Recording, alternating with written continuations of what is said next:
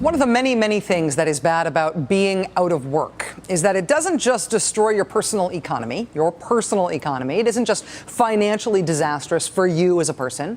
Your reduced resources and your sudden lack of buying power once you're unemployed make it harder for the whole rest of the economy, too. It's a spiral, right? The economy gets weak, people get laid off. Those laid off people buy less, which hurts the businesses they would otherwise be buying stuff from, which causes more layoffs, all of which creates a recessionary spiral. It is a bad deal. It is part of the reason we have unemployment insurance in this country. It protects you as an unemployed person. It also protects the whole economy from the effects of there being a lot of unemployment and resultant poverty all at once.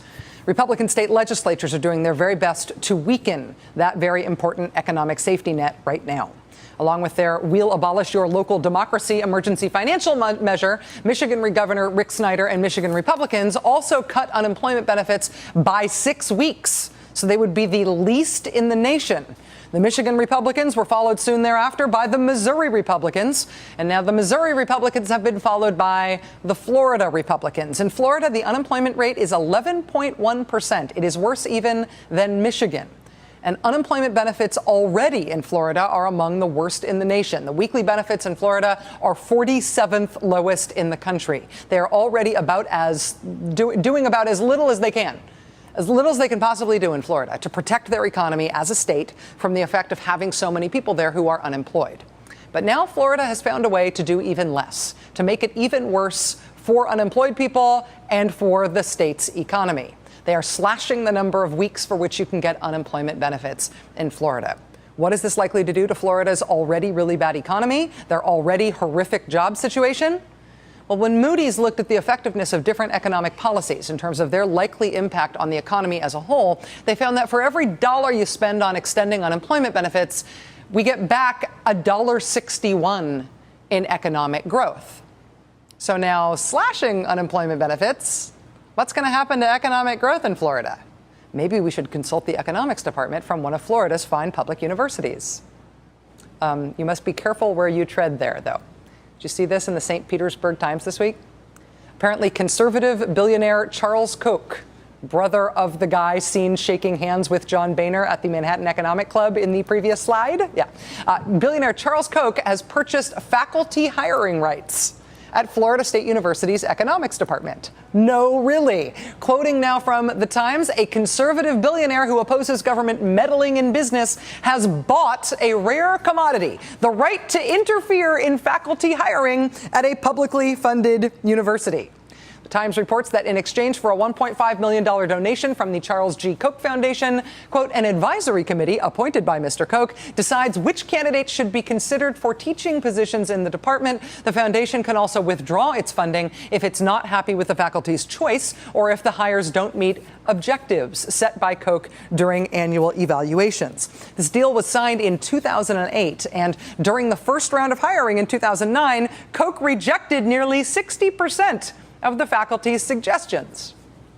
But no matter who is vetting and paying for this scholarship, there really isn't a sound economic basis on which to justify the kick the poor policy that is moving forward in Florida right now. I mean, economically, it will be bad for the state, particularly when there's not even a we're broke, we can't afford to pay out your unemployment insurance benefits argument to be made, right? They're not using the money they'll no longer pay in unemployment benefits to plug some hole in the state deficit. They're not doing that. The money they will save from not paying unemployment will be given away in the form of corporate tax breaks.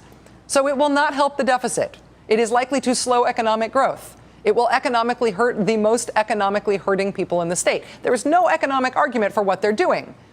So you're left with just the ideological argument that the government should be small, that the government should do as little as possible. And if one of the things the government can do is pay out unemployment insurance benefits to people who are out of a job, then the government should just do less of that because the government should do as little as possible. Economically, it might be a disaster, but at least it'll be small government. Maybe that explains it. Except at the same time that Florida is doing this, Florida Republicans have also decided to start mandatory drug testing of Florida residents receiving public benefits. Not people who are suspected of drug abuse, but everybody. Forced drug testing by the government. And the state will have to pay for those forced drug tests for the folks who aren't on drugs, or they will reimburse those forced drug tests. The bill also says you actually have to front the money for your forced drug test. You have to front the money for your forced drug test. Just paying for those forced drug tests could cost the state of Florida anywhere from around $1 million to nearly $8 million. If you have to think about this. You have to front the money to pay for your forced drug test. And then if you turn up clean, they'll reimburse you the money. So the state is then paying for it. If you don't turn up clean, then you're the one who has paid for the test. That's their new small government system. So Florida is slowing down their own economy in a way that does not help the deficit, in a way that hurts the worst off people among them, in a way that spends a bunch of money in order to expand the government to a never-before-seen size. So the government in Florida will now be big enough that it can seize your bodily fluids, even if you are not suspected of anything amiss with those fluids. This is the world, according to the Republican Party in the state of Florida, which is now, as always, the great petri dish of American politics.